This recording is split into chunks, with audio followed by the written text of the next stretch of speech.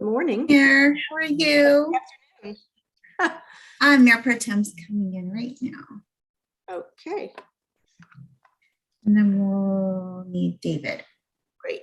Hey, Kristen, I have a quick question for you if you're there. Kristen, Yes. what are the hours of the security guard at Plummer Park outside? Plummer Park, they go till about midnight. And I want to say 8 a.m. is the starting point. We start a little bit earlier on the WeHo side, but somebody's there locking up till about midnight. Okay, and they're usually outside walking around? They should be. If people aren't seeing the person, definitely let me know. They begin locking up with staff around 10 p.m. Okay, Sometimes that's a little bit of a process, but until midnight, they should be there. great. Okay, thank you. Okay, we have 1 minute or less. Everyone. Good morning, Mayor Pro Tem. Good morning. We're also waiting on afternoon. David to come in. Christine's here. Oscar's here. I am here. I'm just David's turning on here. my background. Okay.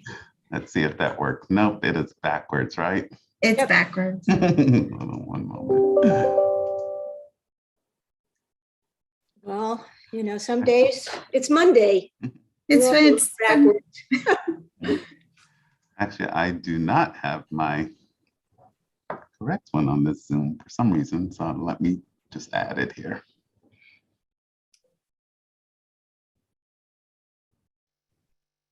Maybe you have it on mirror. Oh, you're brilliant. That's why you're the mayor. Is that what it was? Oh, yes. I Okay, didn't have it on mirror, but that was a problem. It should have been. okay. It is now 12 o'clock. It is Monday, January 31st, and we are calling to order our City Council Finance and Budget Subcommittee meeting. Can we have a roll call, please? Yes, Mayor. Mayor Pro Tem Shine. Present. Mayor Meister. Here. Our subcommittee is present.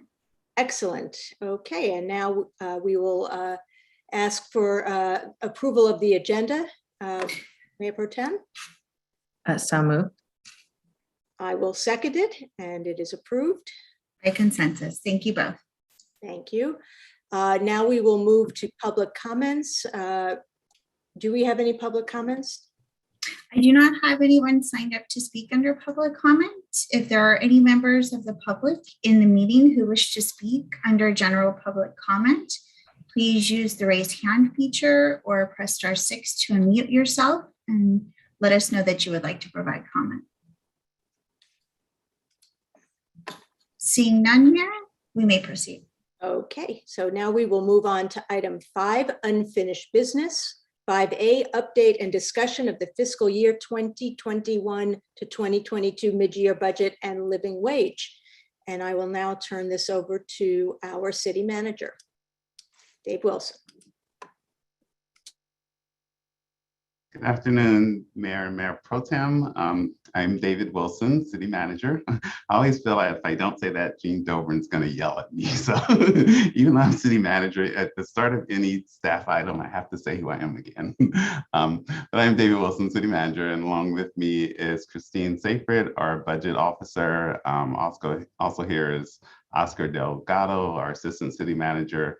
And many of our staff members, managers, and directors are here to help answer some questions if we need to. So this is the first meeting of the Budget Subcommittee with the two of you as Mayor and Mayor Pro Tem. Typically what we will do is have one meeting for the mid-year discussion, and then we typically have 2 meetings for the annual budget. Since we are coming up on a 2-year budget, we'll determine whether or not we will need to have more meetings as we go along, as we talk about recovery and some of the other things. The subcommittee may decide if they want to have additional meetings. And so Christine Seyfried has a presentation for us. That's not showing on her screen right now. It's actually showing her team screen.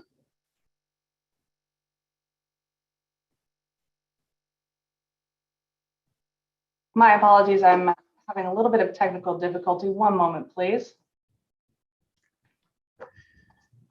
So as we prepare, in general, there we are. I'm sorry, may I ask, are you seeing the presentation? Yes, we see it. Thank you very much. Okay. So for today, a brief overview of what we'll go through today on the next slide. We will talk about the fiscal year 2020 budget recap, our mid-year budget position. We'll talk a little bit about the living wage. That's something the council asked us to bring back at mid-year for discussion. And then we'll open it up for discussion and talk about next steps. Next slide.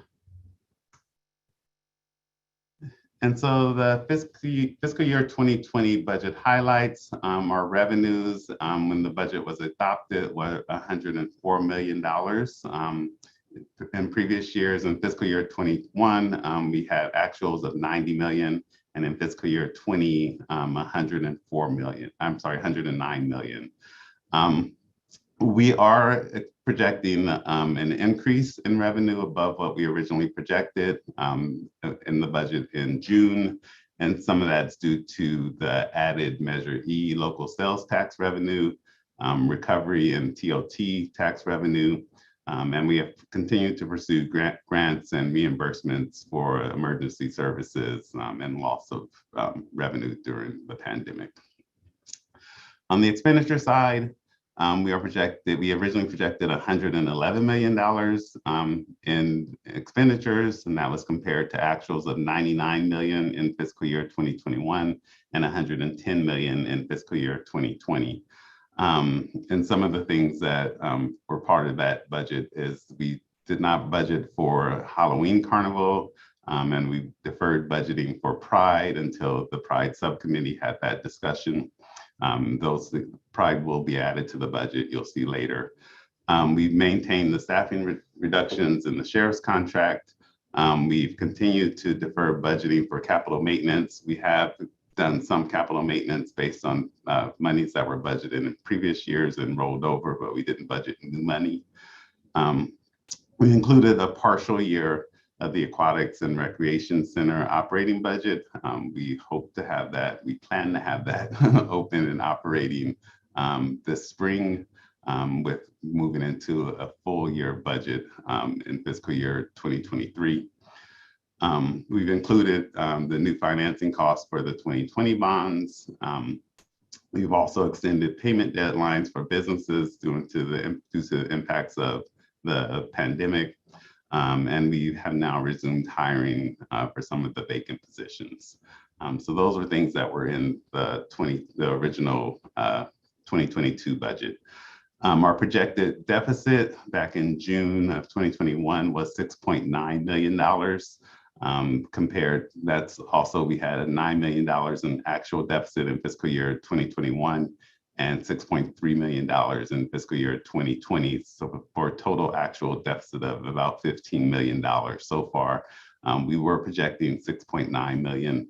That number is going to be reduced to about 3.9 million, which Christine will show you in just a few moments.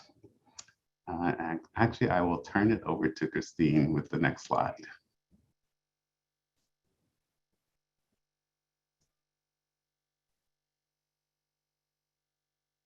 Thank you, David. Hello, Mayor and Mayor Pro Tem. My name is Christine Seyfried. I'm the city's budget officer. I'm going to be taking you through our mid-year budget position and our year-end projections. What you see on the screen right now is a summary of our mid-year actuals, which is the city's performance in revenues and expenditures from July through December of 2021, compared to our approved budget. As you can see, we have reached about 52% or just over half of our receipts for revenues, and we have spent about 51% of our approved budget. Looking at our projected year end, and I'll talk about this in much more detail in a moment, We are projecting an increase of $7.3 million in revenues from our original approved budget, and we are projecting an increase of $4.4 million in expenditures. And what that means is that we are improving our regular surplus or regular deficit from negative $6.9 million to negative $3.9 million, which is an improvement of almost $3 million over the original approved deficit position. On the revenue side, that $7.3 million that we are projecting to receive is largely due to a recovery of our travel and entertainment industries. And particularly, we have seen stronger than anticipated hotel performance in the first half of the fiscal year. And that's largely due to a strong summer and strong fall with both with travel and tourism dollars. In terms of sales tax, our sales tax receipts are also projected to be higher than anticipated for similar reasons. However, December TOT receipts fell substantially compared to the earlier parts of the fall and the summer, and January is also projected to be slow. And this is largely due to both the COVID surge, the Omicron surge, as well as some winter seasonality. In addition to this $7.3 million of additional revenues, the city has also received one-time ARPA revenue funding in FY22 of about $4.4 million. On the expenditure side, the city is projecting increased expenditures of $4.4 million over our approved budget. And that includes supplemental approvals from July through December of $2.3 million in the general fund. And that includes transit fund purchases, consulting studies, and council programs that the City Council has already approved. The staff are also including proposed increases of $2.1 million to the budget for items that include Pride, social services, property studies, additional operations and maintenance work, and intra-fund transfers. In addition to that, the city has spent an additional $400,000 on one-time emergency services in FY22. The budget for those additional emergency services were approved in FY20 and FY21, and funding has been rolled forward into this fiscal year to cover those emergency service expenditures. This is a list of the supplemental budget appropriations that I just discussed from July through January this year. The items with asterisks indicate that those are drawdowns from special reserves, either reserves for emergencies or reserves for supplemental purchase of transit dollars. Our total appropriation subtotal is $2.3 million, and after those drawdowns, it's $300,000. In addition, this list shows the mid-year funding proposals that we are proposing to include in the mid-year budget. As discussed, this is about $2.2 million of new funding and includes items such as Pride, intra-fund transfers, social services contracts, etc. At the bottom of this list, you'll see funding proposals for other funds. Those include additional budgeting in Measure R, in the Innovation and Technology Fund, and in the Parking Improvement Fund. And those are for facilities and parking maintenance, licenses, etc. So to recap, and this is a slide that you've seen before, our approved budget for FY22 that was approved by council and we started in July of 2021 was revenues of $104 million, expenditures of about $111 million, and an expected deficit of $6.9 million. With the adjustments and projections for the year end, we see revenues of $111 million, expenditures of $115 million, and a deficit of $3.9 million. We also show the one-time revenues from ARPA of $4.4 million and one-time emergency expenditures of $400,000, or a revised value of $0, or essentially a balanced budget. We'll now move over into discussing the living wage. Council provided direction in August of 2021 to make the city's living wage at least $19.35 per hour, with no distinction between health insurance and between employees who receive health insurance and employees who don't receive health insurance. The city's living wage ordinance was established in 1997. It applies to the city's service contracts, which are more than $25,000 in value and last for 3 or more months. The living wage applies to employees, temporary employees, and subcontractors for the vendors who hold those service contracts. And it requires a payment of a minimum specified wage rate. Right now, the current applied living wage rate in the city is $13.91 per hour for employees who receive healthcare benefits, and it's $15.16 per hour for employees who do not receive health benefits from their employer. Council also directed staff to study and come back with the fiscal impact of the proposed increase to $19.35 per hour, and to look at how that would impact the city's budget, particularly some of our contracts related to social services and other facility contracts, and a timeline and analysis for phasing that change to the living wage rate into existence.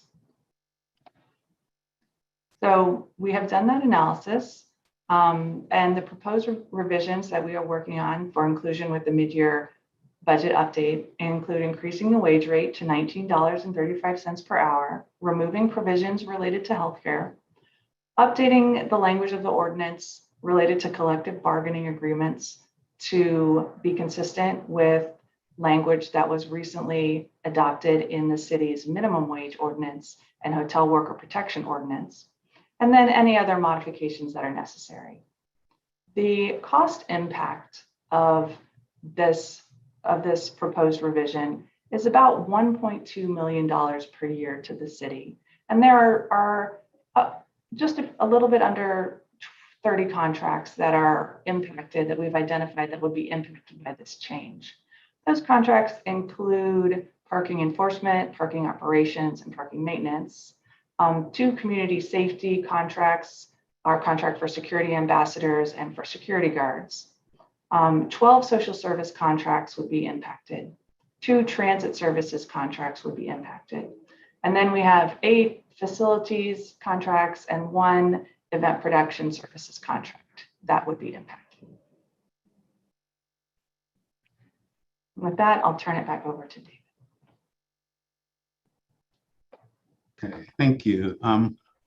So now just kind of to wrap up and set us up for the discussion and next steps. I'll talk a little bit first about use of reserves. And as we've mentioned in the presentation, but I think it warrants mentioning again, in fiscal year 2020 and 2021, the city had used $15 million in general fund reserves to cover the operating deficits. The approved budget for this current fiscal year added an additional $6.9 million. We've reduced that gap to $3.9 million through the combination of revenue and expenditure increases. And then additionally, we'll have the one-time revenues of $4.4 million from the American Rescue Plan, which will be used to help replenish the city's reserves. And overall, we expect to get about $8 to $9 million in those ARPA funds. So the next round of money will come either later this fiscal year or early next fiscal year, another around $4 million.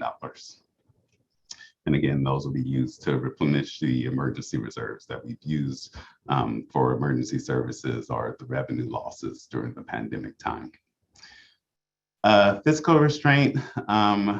As responsible fiscal stewards, we will continue to balance our new policies and programs while continuing to advance the city's current priorities and work plan, with a focus on community health and safety remaining top priorities. And this is just generally saying that as we have new programs and new things come up, we should make sure that we have a revenue source or something for those programs or balance our budget in some ways. And Christine talked earlier about some of the new things that are coming online, like the operating costs for the ARC, the behavioral crisis unit, and all those things that are going to be impact our future budgets. And then planning for the future, those things are listed here. So our ongoing revenue and expenditures, the uncertainty related to the pandemic, as we hopefully will be moving into the recovery phase next fiscal year, seriously moving into the recovery phase. So we'll continue to monitor that. And then it requires balancing operational and capital expansions with fiscal restraint and diverse revenue sources. We do continue to look at new revenue sources, but we also have a lot of new expenditures coming online, which we previously mentioned with the ARC, the Behavioral Health Crisis Response Unit, seismic retrofit program, the project labor agreements that we've previously discussed, and the impacts of the new increase to the living wage ordinance. And I believe with that, so we will be presenting the mid-year update at the February 22nd meeting, City Council. That's the second meeting in February, for a general discussion amongst the entire council. Any thoughts, ideas, comments that you have today will be included in the staff item. We'll answer as many questions as we can today. Anything we can't answer, we will answer with the staff report or with the item on February 22nd. And so with that, I will turn it over to you, Mayor and Mayor Pro Tem, with any discussion or questions. Thank you, David, and thank you, Christine. I just ask a couple of questions before I forget them. The first thing, on the living wage, do we know for a fact that a lot of those contractors that are going to be affected, that they're actually not already paying that wage?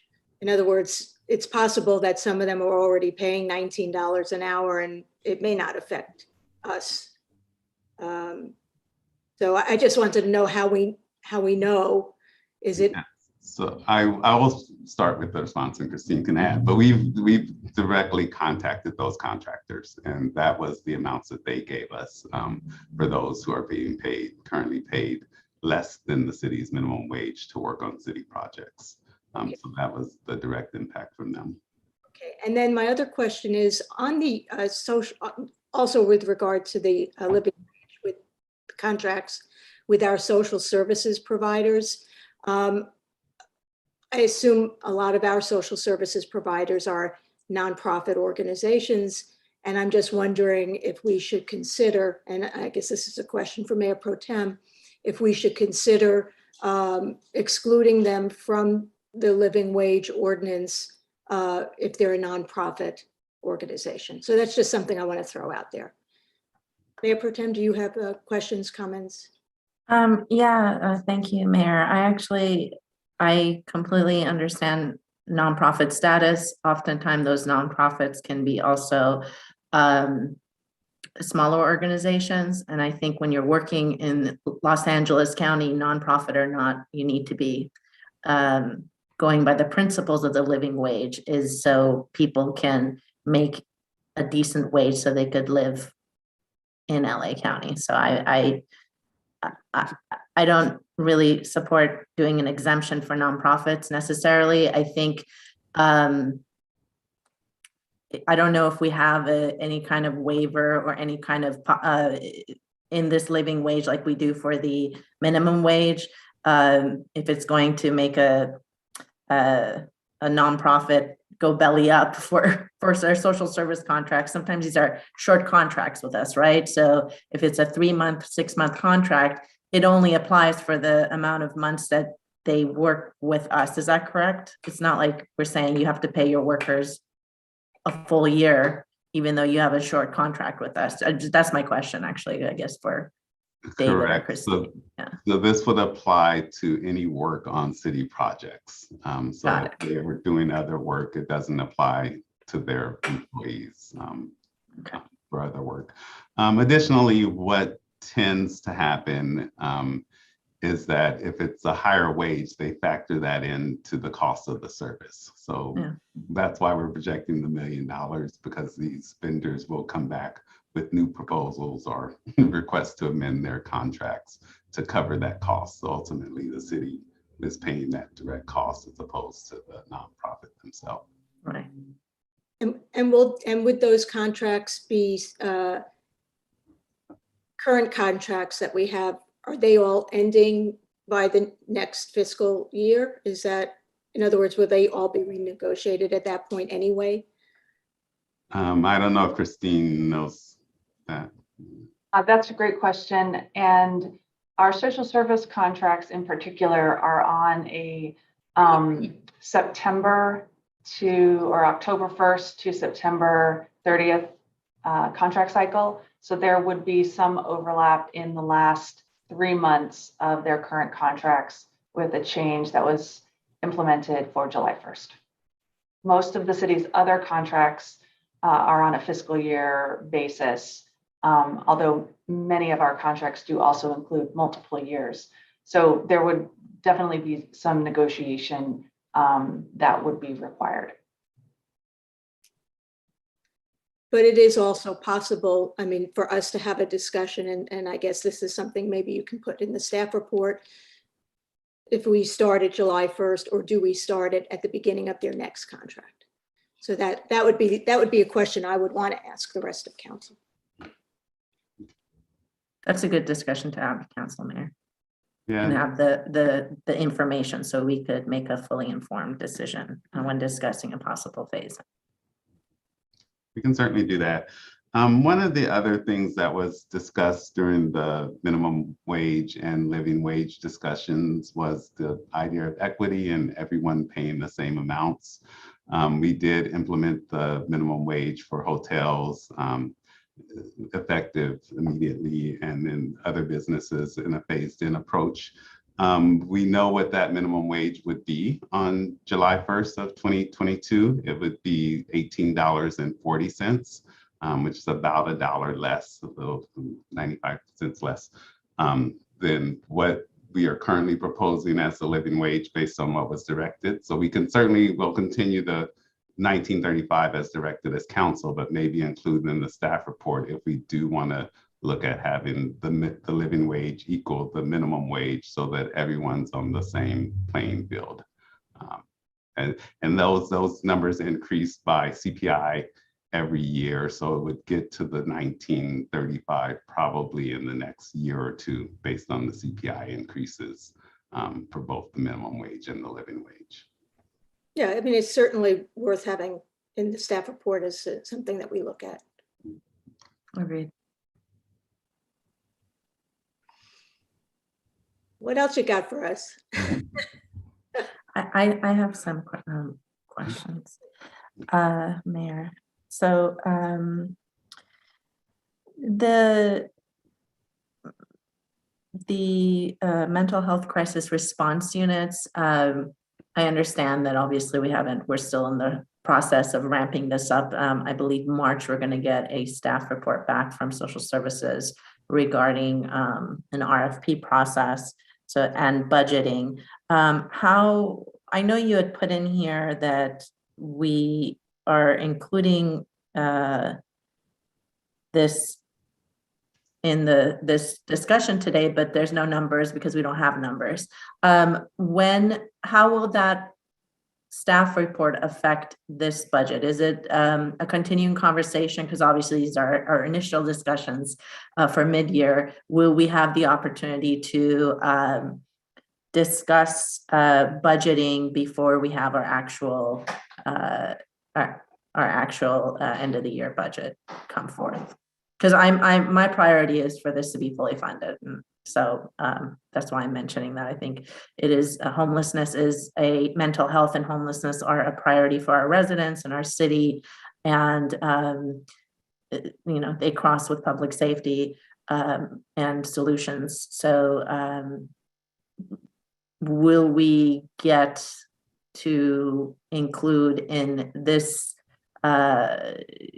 upcoming budget year this funding? That was a long question. Yeah, I think based on the direction that was given to the Strategic Initiatives Division in the last discussion on the Behavioral Crisis Unit, they're continuing to work on analyzing the costs of that and a timeline. And we should have that by the time we have the discussions for next fiscal year's budget. We should have a lot better numbers than we currently have. Yeah, and the initial cost estimates that were provided in the initial update were about $1.5 to $2 million for the startup costs, and then then $2.5 to $4 million of annual operating costs. And so the division is working to provide updated numbers and timing. Wonderful. Well, I'm certainly really happy with these numbers. I'm sure the mayor, looking back at the numbers from last year and your last, I watched the last subcommittee meeting again, and what a difference. And it's wonderful that our hotels did so well in the last 6 months of summer and fall. December, of course, seasonally is an issue, and also Omicron. And I'm hoping that in the next few weeks, Omicron is projected to die down, thank goodness. So I'm very excited about these numbers. And thank you for staff's work really on really stewarding us to have fiscal responsibility, as well as the work you've put in to this presentation. I that's all I have to say. I'm really glad to see. And just to confirm again, we're going to have a balanced budget once the 4.4 million comes in. Yes and no. Yes and no. That's what Christine's numbers show. I'm trying to understand that. Oh, and then my other question is, David, also, I know you're going to speak to this, so you have all the questions.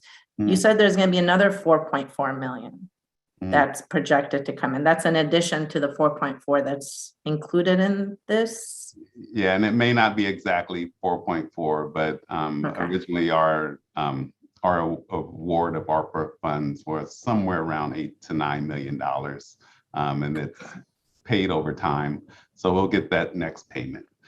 I wouldn't say we're balanced. I would say we have a $3.9 million operating deficit, but that $4 million does go back into reserves. So our operating budget is not balanced at this time. But we will receive those funds, and they will pay for emergency services that we've spent funds on in the previous years. So the 4.4 million goes into the $15 million deficit that you were talking about from the last 2 years. Correct. So it brings it to about 11, and any more that comes in will also shrink that. Thank goodness. Very happy to hear all of that. I think we're all really happy about that. So. That's where we're at. So our reserve will shrink a little bit, and our deficit has shrunk a little bit in terms of our budget, and that's all positive news. Were we supposed to discuss the reinstatement of the entertainment policing team today, or is that a discussion that is coming back to us? I think that's a future discussion, and I don't think, and I'd have to go back to look to make sure. I don't think there was any direction to come back with that as part of the mid-year discussion. That was more part of the broader community safety and well-being discussion. Okay. Yeah. I don't know. I thought it was mid-year, but I could be wrong. So maybe you could just check. We'll double check on that. From my recollection, from that discussion, Mayor, it was, since we had that special study session, it was direction that when that staff report comes back, that we discuss it at that point with the full council. Okay. Okay. Any other questions, comments? Staff? Well, I think we can move on to item 6, which is comments from the subcommittee, but I think we already gave our comments. And any other comments from staff? Okay. No, none at this time. Okay, and I'm gonna, even though it's not on the agenda, I'm just gonna ask if there's any public comment. Sure. I don't have anyone signed up under public comment, but if there are any members of the public in the meeting who wish to provide public comment, please use the raise hand feature or press *6 to unmute yourself and let us know that you wish to provide comment. Okay, doesn't Okay. look like anything, so we are adjourned at 12:34. Thanks, everyone. Thank you. What an efficient meeting.